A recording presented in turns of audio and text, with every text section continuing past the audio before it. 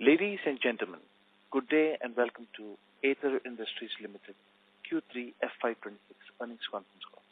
As a reminder, all participant lines will be in the listen-only mode, and there will be an opportunity for you to ask questions after the presentation concludes. Should you need assistance during the conference call, please signal an operator by pressing star then 0 on your touchtone phone. Please note that this conference is being recorded. I now hand the conference over to Mr. Nilesh Kuge from HDFC Securities. Thank you, and over to you, Mr. Kuge. Yeah, thank you, Ranju. Good afternoon, all. On behalf of HDFC Securities, I welcome everyone to this Aether Industries conference call to discuss the results for the quarter ended December 2025 and 9 months of the financial year 2025-26. From the Aether Industries, we have with us today Dr. Aman Desai, Promoter and Whole-Time Director, Mr. Rohan Desai, Promoter and Whole-Time Director, Mr. Faiz Nagaria, Chief Financial Officer, Mr. Kushal Doshi, Lead Investor Relations, and Ms. Shubhangi Desai, Executive IR. Without further ado, I will now hand over the floor to Mr. Kushal Doshi to begin with the earnings for the quarter 3 FY26. Over to you, Kushal. Thank you, Nilesh. A warm welcome to everyone. Today, our board has approved the financial results for the third quarter and 9 months of financial year 2026, and the same has been filed with the exchanges as well as updated over our website. Please note that this conference call is being recorded, and the transcript of the same will be made available on the website of Aether Industries Limited and the stock exchanges. Please also note that the audio of the conference call is the copyright material of Aether Industries Limited and cannot be copied, rebroadcasted, or attributed in press or media without specific and written consent of the company. Let me draw your attention to the fact that on this call, our discussion will include certain forward-looking statements, which are predictions, projections, or other estimates about the future events. These estimates reflect management's current expectations on future performance of the company. Please note that these estimates involve several risks and uncertainties that could cause our actual results to differ materially from what is expressed or implied. Aether Industries Limited or its officials do not undertake any obligation to publicly update any forward-looking statements, whether as a result of future events or otherwise. Now, Mr. Rohan Desai will begin by sharing Aether's business outlook, ongoing expansion. Then Dr. Aman Desai will provide inputs on the R&D and new client initiatives and strategy of the company going forward. And Mr. Faiz Nagaria will cover the financial highlights for the period under review. Now I hand over the call to Mr. Rohan Desai for his opening remarks. Over to you, Rohan. Good evening, everyone. I hope everybody is doing well, and I am glad to connect with you all to discuss the performance of our company for quarter 3 of financial year 2026. I am delighted to inform you that the construction and installation of Site 3++ and the first 2 production blocks of Site 5 has been completed, and water plus solvent trials have been commenced. Commercial productions from these sites will commence shortly. The 3 business verticals continue to perform well, even though global environment continues to remain volatile. Last quarter, we have seen 43% of the sales from contract/exclusive manufacturing, 41% from large-scale manufacturing, and 8% from contract research and manufacturing services. Our export revenue stood at 36% of the total revenue, and the domestic sales stood at 64%.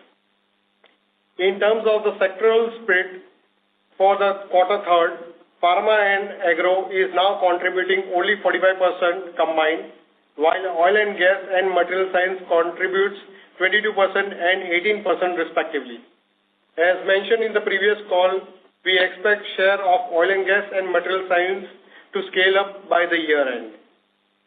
In large-scale manufacturing business vertical, the demand of our product remained robust, while price has remained stable in the quarter. Volume growth has been over 10% quarter-on-quarter basis and over 25% year-on-year basis. We have added 3 new products in the large-scale manufacturing vertical from Site 5, which are targeted towards pharmaceutical and agrochemical sectors. Validation quantities have been sent out from the other plants we have planned to launch the commercial production shortly in Site 5. All the 3 products will be manufactured for the first time in India and are currently priced between $30 to $40 per kilo. In the quarter, we have added 5 new marquee clients. Sales from Site 4 in this quarter have increased to 60 crores as compared to 50 crores in quarter 2 of financial year 2026, representing an impressive 20% growth quarter on quarter. The current trend rate is expected to continue for the financial year 2026, and we see an increase in the trend in financial year 2027. The increase in volume is expected as we start to supply to more of the sites of Baker Hughes, and we are looking to add more products which are currently in CRAMS and increase our wallet share. Converge polyol continues to see an increase in sales in this quarter, and we are on track to achieve our targets in financial year 2026. We are pleased to inform you that despite the volatile macro environment, we see a number of customers inquiry increasing for this particular product. The acceptability and adaptation of the product makes us optimistic for financial year 2027 as we continue to further research on Converge polyol to see how the product can be adopted by companies which were not in research to as a customer earlier. Our contract with Otsuka Chemicals is on track, and we are expected to achieve a target of 35 to 40 crores of sales in financial year 2026. In Site 5, we have forayed into electronic chemicals specifically related to semiconductor industry. The clients which will be supplying are based in Japan, South Korea, and Taiwan. The validation batches for these chemicals have been dispatched already. In summary, we are extremely excited as we look to commence Site 3.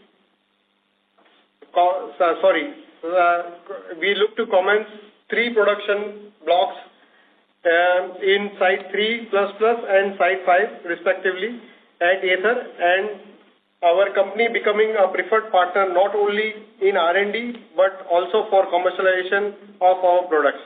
With this, I would like to conclude speaking, and I would request Dr. Aman to touch upon R&D and new client initiatives for this period. Over to you, Aman. Thank you, Rohan. Good evening, everybody. I hope all are doing well, and I'm very happy to connect with you again at the end of a promising quarter, I think. The last few months, we have been extremely busy at Aether, Site 3+, as well as the first 2 production blocks of Site 5 will both more or less simultaneously commence commercial production in the very near future. So both Site 3+ and the first 2 blocks of Site 5. At the same time, we are also doing R&D expansion. So we are doing 2 R&D expansions. We are doing a short-term R&D expansion and a long-term R&D expansion. In the short-term R&D expansion, right away, in the next couple of months itself, we are installing 20 additional fume hoods in the existing facility, a major part of which will be engineering labs, similar to what we talked about in the last quarter. At the same time, we are also doing a long-term R&D expansion where we are installing 15 additional labs, 150 fume hoods, out of which 5 will be engineering labs. And we are also going into advanced, very modern, cutting-edge analytical equipment like NMR, nuclear magnetic resonance spectroscopy.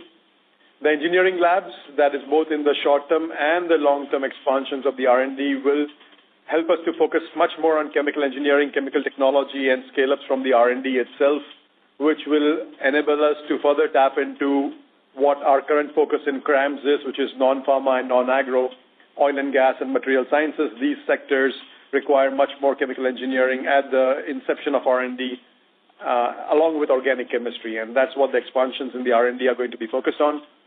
The Site 1, as it stands, the R&D center is fully tapped, fully utilized today, and that's why we made the decision of doing this short-term expansion of 20 fume hoods, along with the long-term expansion of the double expansion that we are doing in the R&D. Over the last few months, moving on to the interactions with customers, especially Europe, it is becoming increasingly evident to us that the manufacturing and chemical manufacturing in Europe is being especially hard hit. As a result, in the current environment, a number of plants are being shutting down in Europe, increasingly so.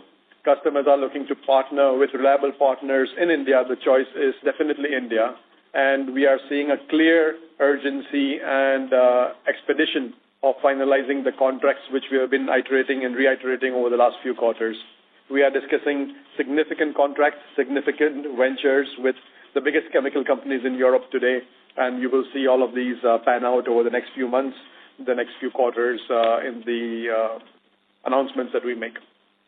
As mentioned by Rohan, not only have we entered into a CEM, exclusive contract manufacturing contract with electronic chemicals related to semiconductors, but we have also entered into a CEM contract with a European, one of the largest chemical companies in Europe, targeting the material science sector. This contract, although it is small right now, is on its way to becoming a significant large contract going forward within the next 1 year itself. One production line in Site 3, which currently houses LSM projects, is currently being modified to house this particular CEM contract with the European multinational customer. This will help us in improving the capacity utilization of this plant in the Site 3, as well as save us time in setting up new capacity. In the existing customers, the business and the projects with Baker Hughes are ongoing significantly well. We are adding new products and new projects there. And the Site 3 Plus, as I mentioned earlier with Milliken, is going to shortly commence commercial production in the very, very near future. So we have our hands full. The sites are busy, and we are expanding on all sites of Site 1, Site 3, and Site 5. And with this robust pipeline that we today have in CREMS, we are quite confident of being able to fill up all these assets and fill up all these sites in the very near future with innovative customers and exclusive relationships with multinationals and innovators across the globe, and with our own business model of large-scale manufacturing, which are the first-time made-in-India products. So let me stop talking. Happy to answer your questions as they come, and hand over the call to Faiz now, who will give you an overview of the financial highlights. And over to you, Faiz. Thank you, Dr. Aman, and good evening, everybody. I am glad to present the financial results of Aether Industries Limited for Q3 and 9 months of financial year 26. The consolidated revenue from operations of the company stood at rupees 3,171 million in Q3 of financial year 26, as against rupees 2,197 million in Q3 of financial year 25, which is an increase of 44% year-on-year. This has resulted in EBITDA of rupees 1,083 million in Q3 of financial year 26, as against rupees 620 million in Q3 of financial year 25, which is an increase of 75% in comparing quarters.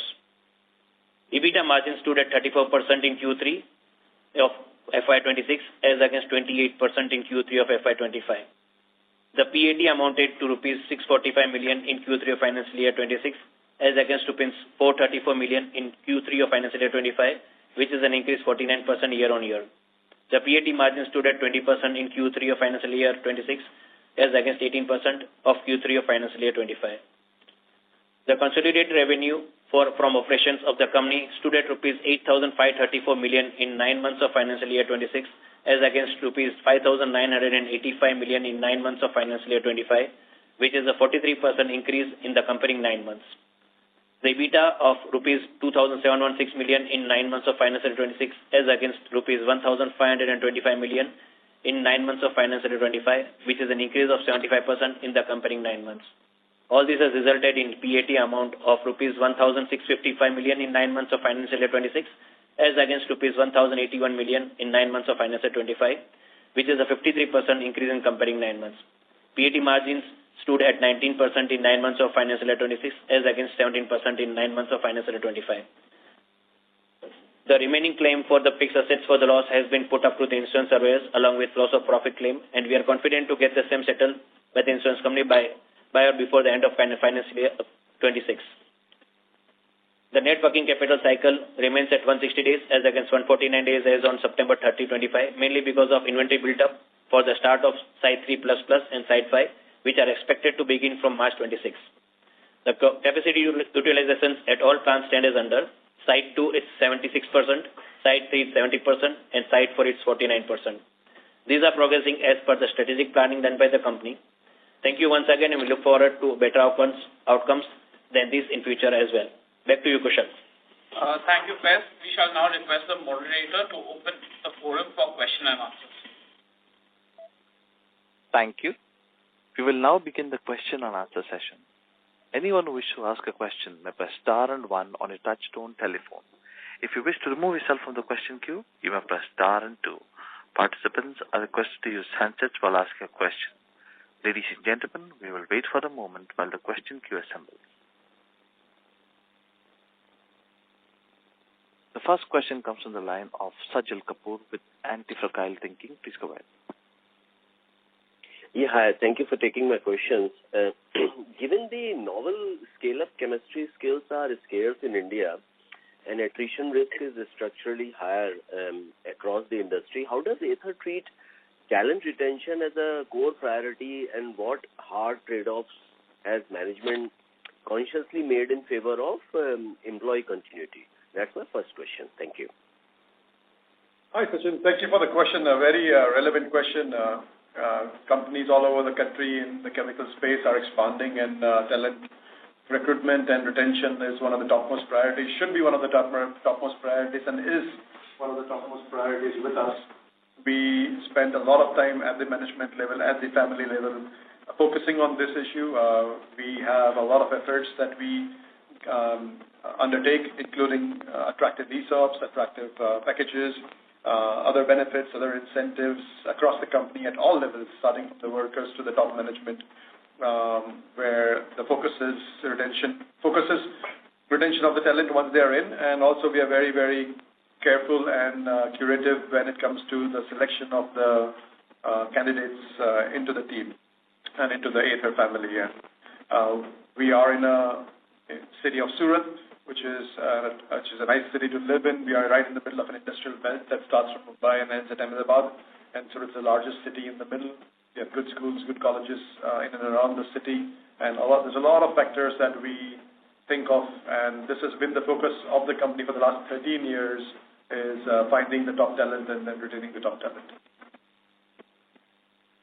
That's wonderful. Good to hear that, Dr. Aman. And my second question is, when scale-up experiments fail, timelines sometimes slip, or customer expectations rise, how does Aether's culture show up on the ground? I mean, what behaviors from leaders and management signal, psychological safety for employees and trust during these high-stress moments, perhaps, for some of the employees who are actively engaged in those experiments, because experiments by definition are uncertain. So in that context, what sort of cultural attributes can one see or experience on the ground? Because ultimately, it's the culture that is one of the key differentiators in the fabric of any organization. Thank you. Happy to answer questions which are not linked to ratios and numbers and ROCs. But jokes apart, great, very relevant question. The direct answer, I think, is that we lead from the top. Our family and our promoter family is a mix of techno-commercial excellence. Our chairman and managing director, Ashwin Desai, our father, is a chemical engineer. I am a chemical engineer by bachelor's and a PhD in organic chemistry. And so we lead from the top, especially when there are problems. We are very, very involved. We have about 50 projects going on in R&D today, and all of the 50 projects are directly led by myself and in dotted lines by our CTO, Jim Ringer. When the projects are scaled up in the pilot plant reports directly into me. Production and operations via the corresponding leaders report directly into me, and we lead from the top. And especially when there are challenges or upsets, the first one on the ground is the leaders and myself. And so we lead from the top is the short answer to your question, and I think that spreads a culture of responsibility and undertaking across the company. And also we have a culture of stop work at all levels, from the ground employees to the topmost leaders.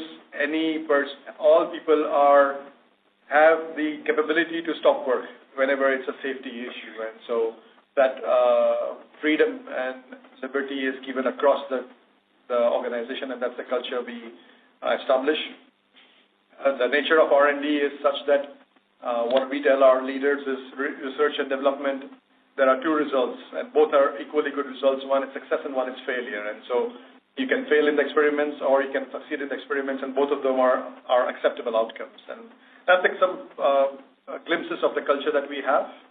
And the other part of that answer also is that we try extremely hard not to fail when we scale up.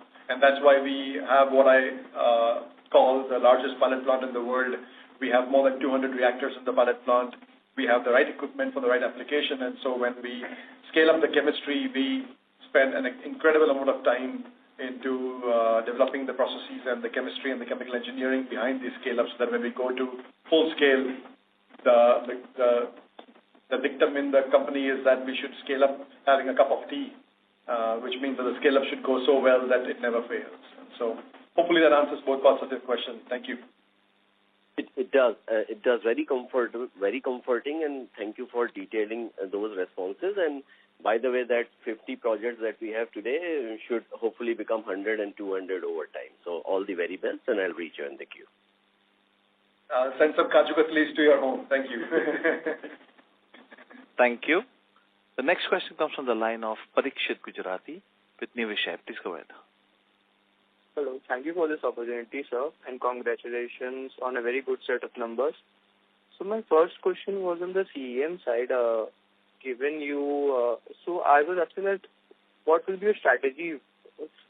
Will you acquire new CEM customers over the time, or you will gain the pocket share of the existing customers? Yeah, thank you, and a good question also. The answer is both. We work extremely hard in curating and establishing these relationships. Our relationships with these innovators is at the topmost levels in the techno-commercial domains, and these relationships are led directly by Rohan or myself or Norbert or Jim or Ray Roach, which are business development leaders, and so we work very, very hard in establishing relationships across the leaderships of these companies. The sole purpose being that we are their go-to partner. We are their one-stop solution for research, for scale-up, and for commercial supply. And so basically, not only do we want the current projects that we are doing with Baker Hughes and Milliken, but we want the next 10 products in their pipeline and that they're urgently required for research, scale-up, and supply. And so that's number one. And number two is, of course, we are working with a lot of innovators across the globe. We are not working with all. The goal is to work with all, right? And so we are continuously looking for new customers, new contacts, new outreaches. We are exhibiting in about 10 shows worldwide every year. There's also references being given by our existing customers to their friends in the industry, and this has happened across 4 concrete projects where we have started new relationships simply by reference from our existing customers. And so going after new customers is a consistent goal. And the ultimate goal being that we want to be able to be in a luxurious position of being able to pick and choose the projects that we work on and the strategic partnerships that we focus on in our business development. Okay. And so my next question was that how much time does it take to convert a customer from CRAMS to CEM?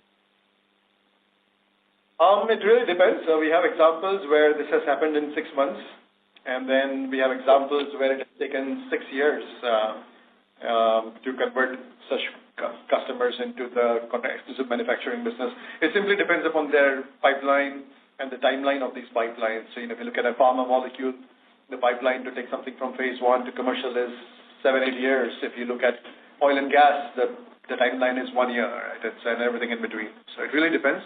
But on average, you should consider, I think, between 1 to 2 years. Okay. And so down the line, 2-3 years, what contribution will be from the CEM segment to the total revenue of your business?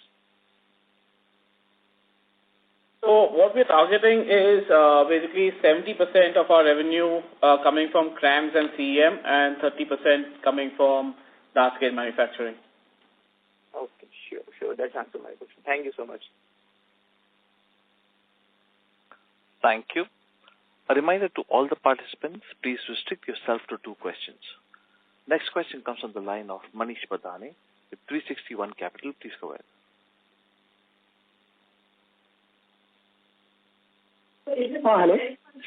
Hello.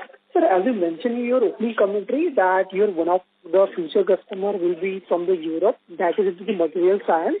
So is the customer name is Bhinder because they are also into the material science? So we do not name our customers. This is confidential, but we can tell you that it's a customer from Europe in the material science sector. We'll not comment anything further than that.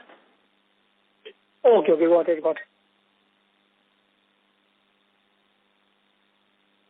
Mr. Badane, are you done with your question?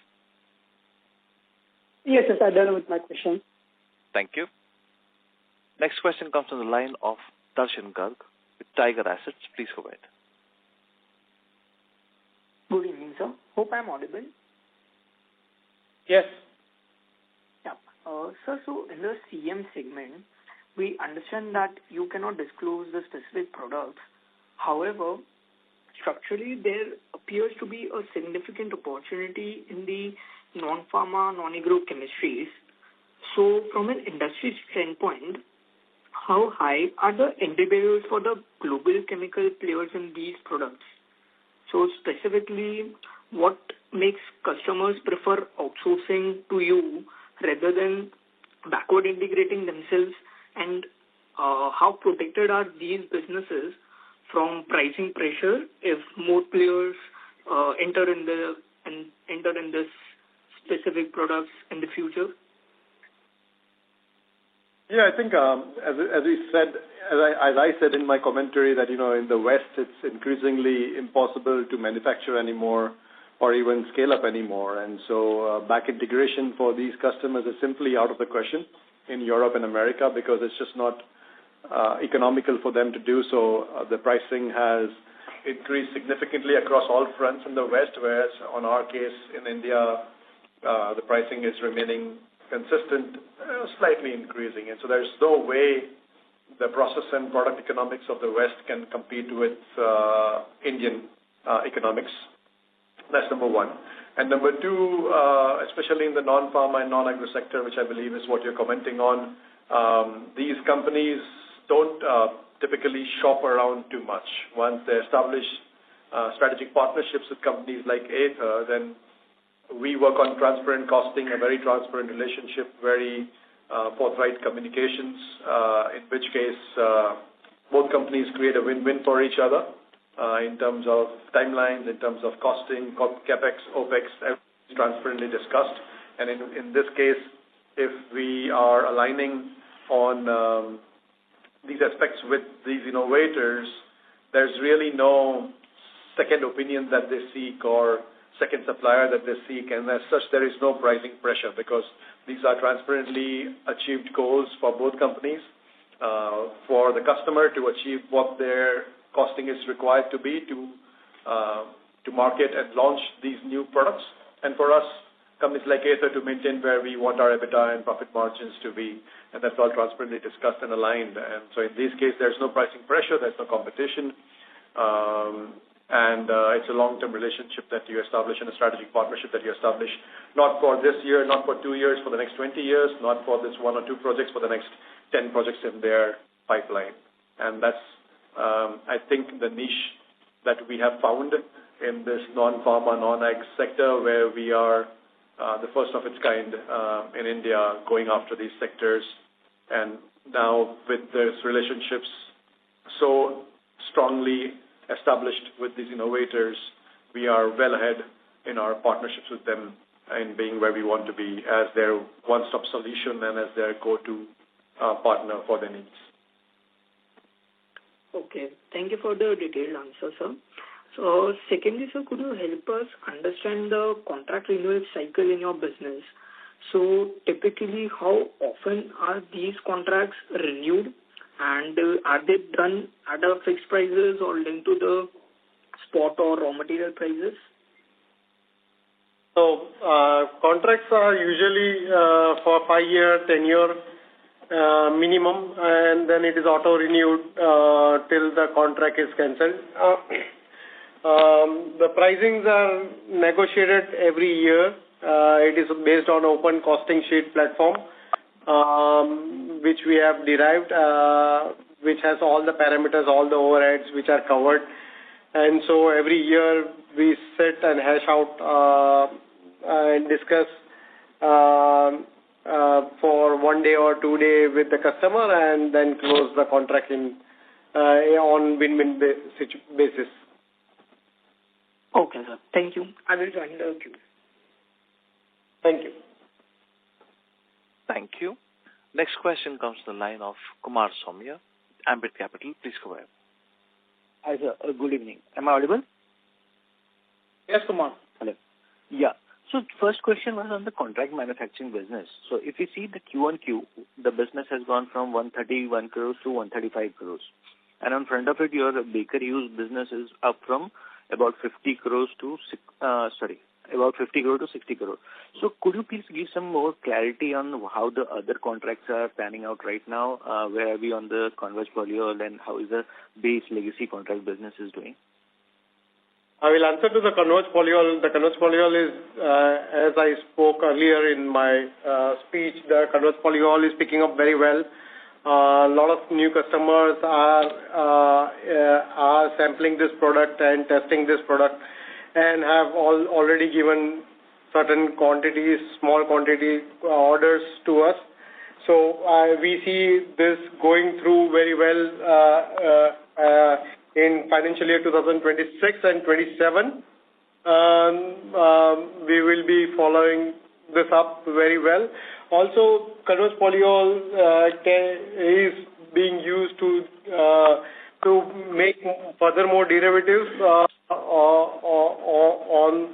on this product side, and which we are doing and developing and giving to our customer for qualifications. As far as the CRAMS CEM business is ongoing, there are one product which has a cyclical trend, so hence that product for the quarter had been less sold, but in this quarter it will be turning up good. Okay. And sir, secondly on the LSM side, so we have seen improvement in the LSM business on a sequential basis as well. So what would be the key product that would be driving that? We have several key products on this, but we would not like to discuss the products, but we can discuss it offline if you want, and we can explain you on the offline basis. Just on an overview, how you are seeing the demand in pharma and agro business right now, specifically in pharma API intermediate that you are in. How is the demand trend right now? Overall, the volumes are back. The volumes have increased quarter on quarter 10%, year on year 25% for us. So we are seeing good demand for our products in pharma and agro. And overall, also the demand has been good because there's a lot of pricing has bottomed up quite since last two or three quarters. So we are seeing the demand coming up properly, and we hope that the demand remains robust for all these products for us. That's the expectation from us. When you say 25% year-on-year volume growth, you mean the overall business or just the pharma and agro? Only for large-scale manufacturing, Kumar. Okay, only on large-scale manufacturing. Got it. And lastly, sir, Sir mentioned on the working capital side. So where are we on that? How is the working capital right now? You mentioned something on inventory side. So we are still able to manage the working capital, and it was 150 days on 31st March, which is on 30th September, and which is approximately 160 days only, just because we have procured inventories, raw materials for the Site 3++ coming up, and also Site 5. So we have built up some inventories because the production starts from March onwards. Otherwise, everything is in control, which was there in September 30th. Got it. And then lastly, on this other segment, we have seen material improvement Q&Q from over 10 crores to 25, 26 crores. If you could give some clarity as in what is the driving Q&Q improvement in that segment? No, see, this is one time because, our auditors have asked us to put the FLOP claim which is received in this other section, which is approximately 15 crores. Otherwise, there is no other business which is there in that. It will always remain at 1 or 2%, not more than that. So FLP claim, which is said, the auditors have asked us to classify in revenue from other operations, so it is parked in the others currently.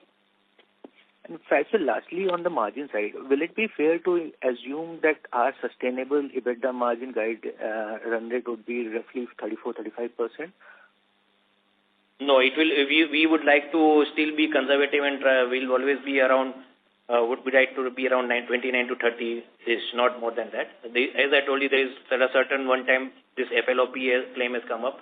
That has also increased margins a bit because it's put up in the other revenues. Otherwise, we'll be around 29, 30ish. Good. Yeah. Lastly, in terms of capex, how much we have done so far in the 9 months? In the 9 months, we have approximately done the CWIP, which stands for Site 3 Plus and Panoli, the Site 5, approximately 500 crores. Okay, and how much are we targeting to close this year? This year, it will be both the sites will, phase 2 of, two blocks of the phase 1 will be ready for Panoli, which will be capitalized, and there will be still approximately 200 crores in the CWIP. And Site 3 Plus also will be capitalized, which will be approximately 250 or 260 crores odd. So roughly 550 to 600 crores we should see as a cash flow item in terms of capex. For the full year? Yeah, full year. No, full year it will be approximately 500 crores, 450 to 500 crores. Okay. Yeah. Got it. Thank you. Thank you. Thank you. Next question comes on the line of Nitin Agarwal with DAM Capital. Please go ahead. Hi, so thanks for taking my question. There has been a significant increase in the R&D expenses over the years, and particularly for the 9 months. So, if you can please help us understand, are there any specific areas where we are particularly ramping up our R&D spend?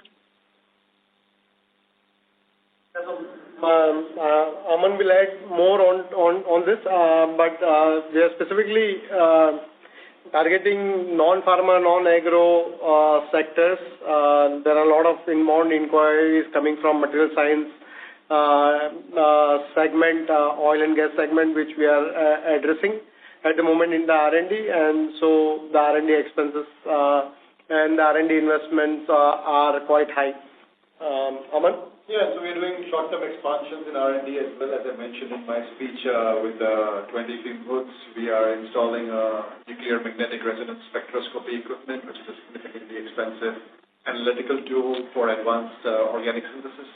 And so we are looking at expanding R&D quantitatively and qualitatively, and there's a cost to that. Thank you. And second, we talked about some potentially some large-scale contracts getting signed up on the contract exclusive contract manufacturing side. But from an manufacturing infrastructure perspective, what does it mean? Does it mean that we need to accelerate some more rollouts in our Site 5, or there is enough capacity in the current network to take on some of those future contracts that you will probably sign up? There is enough capacity in the current pipeline to fill up the assets as we are building them. So we are quite optimistic of our pipeline and the ability to fill up the vessels and the plants as they come online. Also, we are monitoring the inbound inquiries and that being converted into commercialization. So if there is a requirement or a need to fast-track the expansions, we would be able to do that also. Thank you. Mr. Agarwal, please rejoin the queue for more questions. Next question comes from the line of Vignesh Iyer with Sequent Investments. Please go ahead. So congratulations on strong set of numbers. So my only question is on the utilization that we are targeting for Site 3 Plus and Site 5 for FY27. If you could share the same. So see, Site 3 Plus, which starts from the month of March, for next year it will be the first year. We anticipate it to be approximately around 45 to 50% capacity utilizations. And Site 5 will be just 2 blocks we are starting, and we expect that to be around 35 to 40% utilization in the next year. Okay, and the capex that you have done on Site 3++? It will be approximately 260 crores. Thank you. Mr. Iyer, please rejoin the queue for more questions. Next question comes from the line of Bhavika Jain with Mehta Capitals. Please go ahead. Hello, am I audible? Okay. Yes. Yeah, thank you for the opportunity. So basically, I have a question regarding one of your announcements related to lithium batteries chemical for some global player. So I just want to know, like, if you can share some light on the capacity and the ramp-up timeline when it's expected to go live. Bhavika, we are not into the electrolyte business, so I do not know where you got this information from. Sorry, lithium batteries, like chemical, specialized chemicals for lithium batteries, something like that. We are not manufacturing lithium batteries or additives as of now. Okay. And the second question is regarding that because you have a lot of CM contracts. So I just want to know that apart from Baker and Milliken, how many number of contracts you have right now, or like in your portfolio, and in terms of clients, like how many clients are on board with Aether right now? Approximately seven customers are onboarded for the CM business. Thank you. Ms. Jain, please rejoin the queue for more questions. Next question comes from the line of Sai Kumar with Family Fund. Please go ahead. Yeah. Am I audible? Hello? Yeah, please go ahead.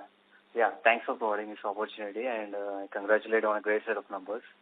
And my question is on the converged polyol. So currently you have around 2,000 tons per annum capacity, right?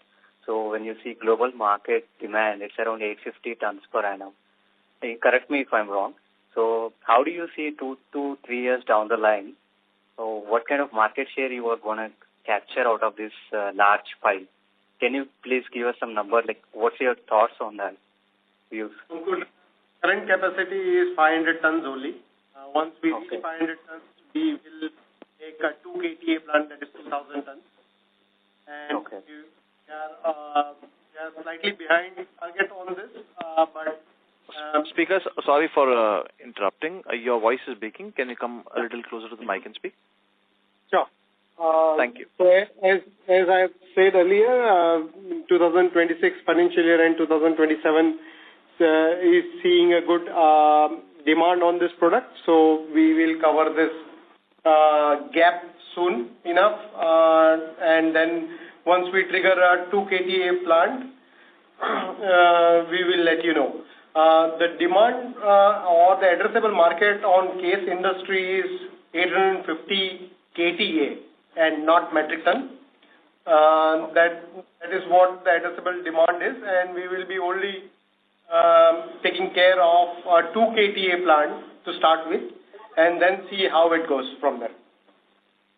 So you are expecting it to increase after 2 KTA, right? Yeah. Yes. So like how much percentage of you want to capture it, like from 850 KTA? So for 3 years down the line, like what's your thought on capturing market? 3 years down the line, we would be doing 2 KTA approximately. That's our target, initial target. And once we achieve that, we will be discussing with the principal and see how we can take it forward and expand this capacity forward. Okay, thanks. And one more question, last question. So in your previous call, you just mentioned out of some projects that are under R&D, you are expecting around 3 to 4 molecules of a size of Milliken. Are you sticking with that? Or else are you seeing any traction coming forward, like further more molecules coming out of that scale? Yes, sticking with that, and there's... And what is the timeline, like what you're expecting that kind of 3 to 4 molecules in the next year or some... In the next, between 1 to 3 years, all of these should be panning out into significant contracts. Okay. Thanks a lot, yeah. Thank you. Thank you. Next question comes from the line of Bhavika Jain with Mehta Capitals. Please go ahead. Thank you for follow-up question. So basically, like in your Q3 presentation of the FY24, it's mentioned that there is an announcement partnership with a major global lithium-ion battery producer. So I was asking regarding that. That was one. That was for electrolyte additives, where we had developed these for the first time in India, and we had tied up with a global partner for that. After this time, last year, the pricing in China became extremely aggressive and tanked to almost half of what it was. And so at that time, it was not economically viable for us, and so we had put the entire project and the entire field on hold, on pause. These 10 developed, these 10 scaled up, these 10 ready to be launched into manufacturing. We are continuously having discussions with this particular customer and other customers in this area. But till as and when the global pricing position doesn't improve from the absurd levels that they are today, we are going to put this on pause for the moment. So you're right. This was his announcement, and that is the current status. Got it. Thank you. And the other question I have regarding your Baker facility. So as per my understanding, you are currently manufacturing 8 products for the Baker. So just want to understand from a long-term point of view, like how you are going to maintain this relation. Like, are you planning to onboard more products for the company, or because the oil field, like as an application industry, it's quite volatile. So I just want to understand the management view on the Baker facility. Like, what's the view of the management? We are positioning ourselves as a strategic partner to the customer with a low-cost, aggressive, economically costing from the Indian manufacturing perspective, going after the entire portfolio of chemicals business in the oil and gas and the oil field services. And Baker Hughes is one of the biggest companies in this market. And so the potential across the number of products as well as the volume of each product is significant. And that is the focus, is to be a strategic partner across a basket of products for the next decades to come. And so that's our position in respect to Baker Hughes and our other strategic partners. Okay. And just last questions regarding our margin side, like because you have a 3 business model. So if you can share, if it's possible, like the margin breakup, like approx what margin can be expected from which business segment? Sure, Bhavika. So the CRAM side of the business model has margins ranging between 60 to 65% at EBITDA level. At the CEM, it is between 27 to 30, and for LSM, it is between 21 to 23% EBITDA margins. Okay, thank you so much. Thank you. Next question comes from the line of Ankur with Old Rice Invest. Please go ahead.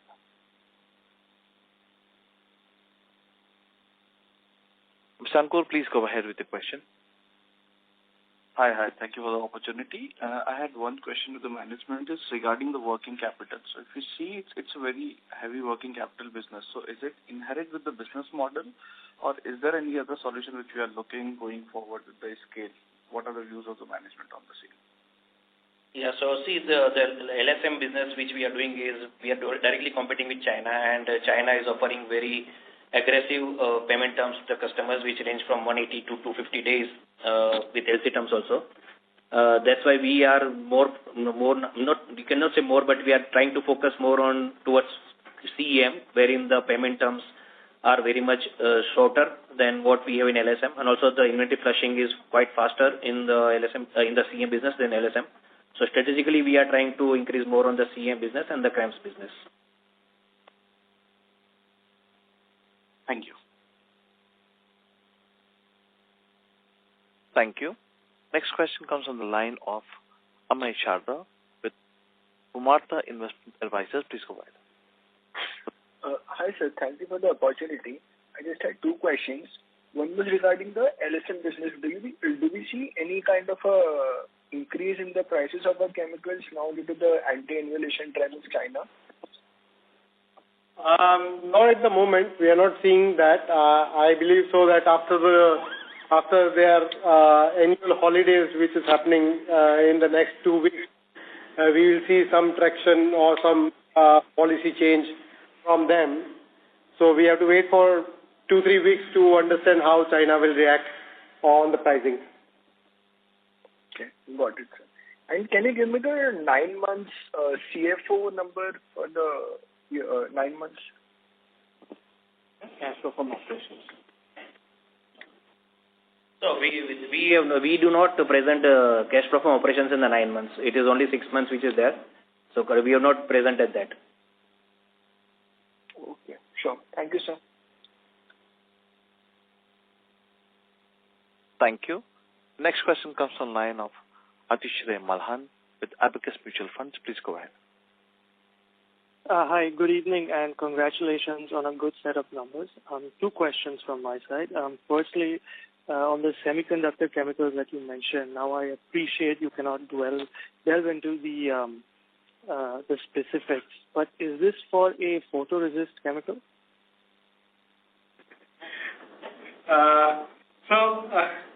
Let me tell you that there are 3 applications for this product. It's a low dielectric resin and substrate for high-speed PCB in advanced electronics. Also, it has application in sealant coupling agents for electronic-grade glass fibers and high-performance composites. And lastly, it has also applications in specialty polymers, including ion exchange resins, photoresist, and rubber resins modifiers for industrial and electronic applications. That's the best what I can see till now. I mean, once we formalize this announcement, we will let you know more about this product. No, fair enough. That was more than what I was expecting, so thank you. Second question is on the Milliken contract. So are we on track to commercialize from Q1 FY27? Yes, absolutely. Okay, so the commercialization will start from FY27 onwards, right? Yes. Okay, great. Thank you, and good luck for the forthcoming quarters. Thank you. Thank you. Next question comes to the line of Chintan Shah with JM Financial Family Office. Please go ahead. Hi, thank you so much for the opportunity. So I just had one question, and this is regarding to better understand the fungibility of our manufacturing plans.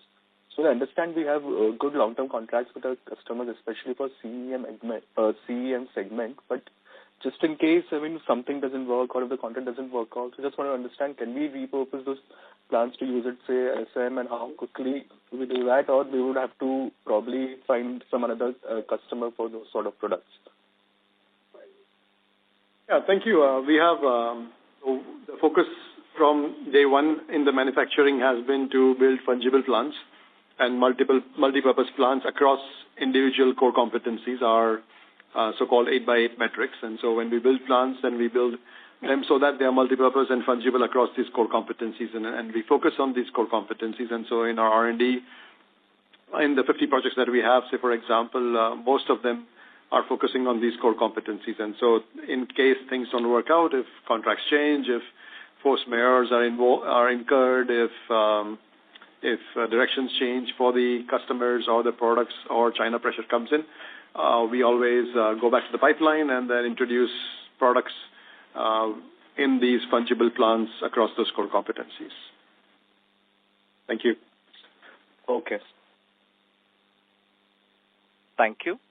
Next question comes from the line of Naushad Chaudhary with Aditya Birla. Please go ahead.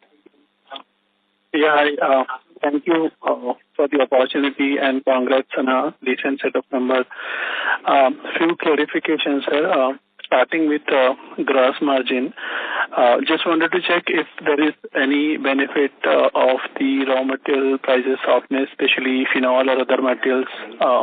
Is there any component of that benefit also in the gross margin?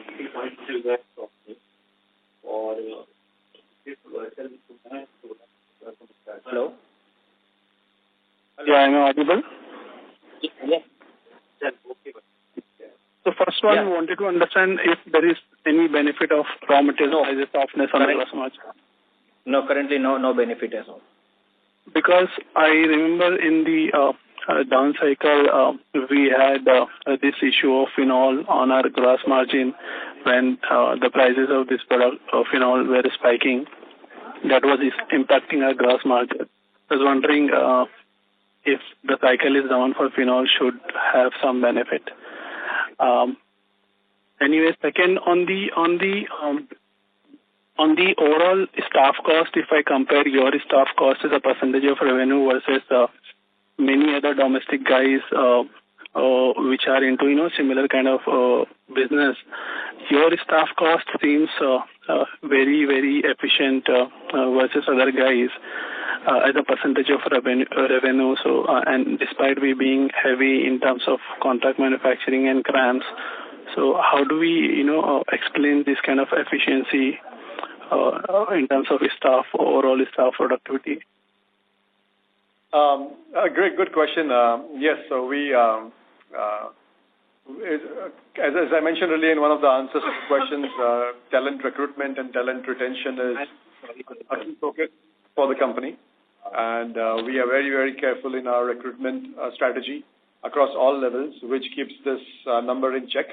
And also, what I answered in the last question as well was that we lead from the top as well.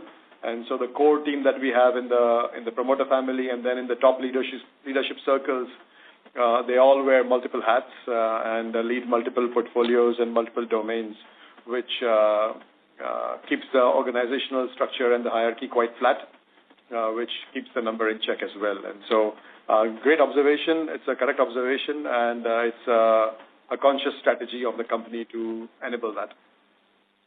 And what would be the average age of the overall staff, especially which are in the R&D? So in the R&D, the average staff age will be around 30. The average staff age across the company will be 32, 33. The average leadership age will be around 40, 45. And that gives you an idea. And last on the Baker and Milliken, are we sole supplier in these two products? We are we are the only supplier, yes. And just curious to know, from a client point of view, what made them to keep you only for the supply this product? Why they should not think of mitigating the risk in terms of their concentration? Multiple answers to that question, but it's a strategic partnership that is enabled. They are also very keen to have only single suppliers, or because of the intellectual property protection, the confidentiality protection as well. They are innovators who want to protect their technology and not have it be in the hands of multiple people. Also, it's the confidence that we provide these customers and innovators in the relationship that we have and the executional innovation capabilities that we have, which gives them enough confidence that having only partners will suffice. And also we give redundant, geographically separate manufacturing sites for these customers and their products. And so, for example, we have multiple sites 2, 3, 4, 5 for manufacturing. And we can usually, because we have fungible manufacturing plants across our core competencies, we can usually provide the supply from multiple sites, which also gives them resiliency of their supply in case of an event in one particular site. Multiple answers to that question. Hopefully that gives you a flavor. Sure.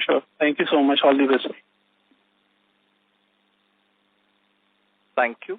Next question comes from the line of Deep Sanghvi with Dalal and Broacha Stockbroking Private Limited. Please go ahead.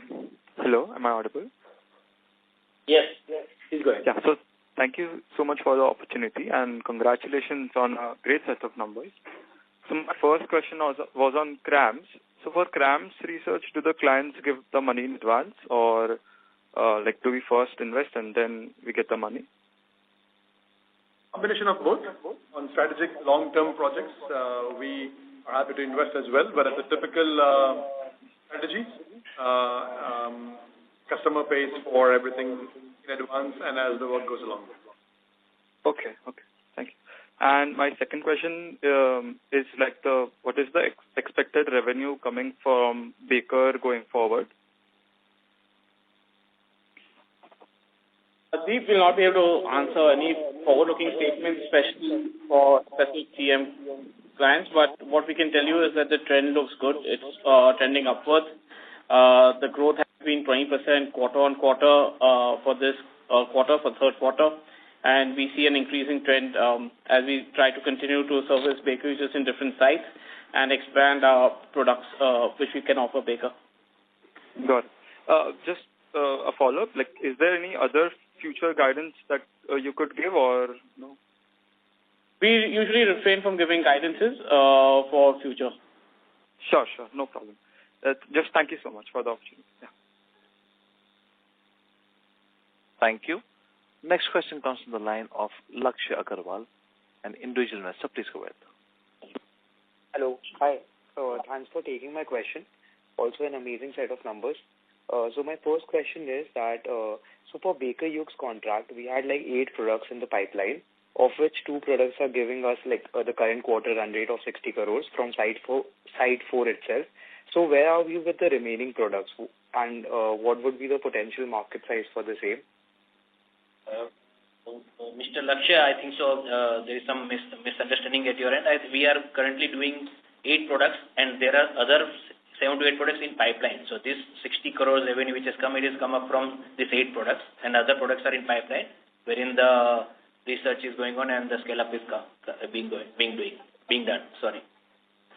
Okay, understood. And so the pipeline which you mentioned of the 7-8 products, so what would be the potential market size for the same?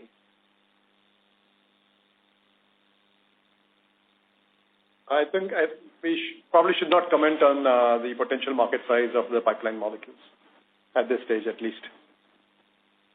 Okay, understood. So yeah, that would be my question. Thank you. Thank you. Thank you. Ladies and gentlemen, that was the last question for today. We have reached the end of question and answer session. I would now like to hand the conference over to the management for closing comments.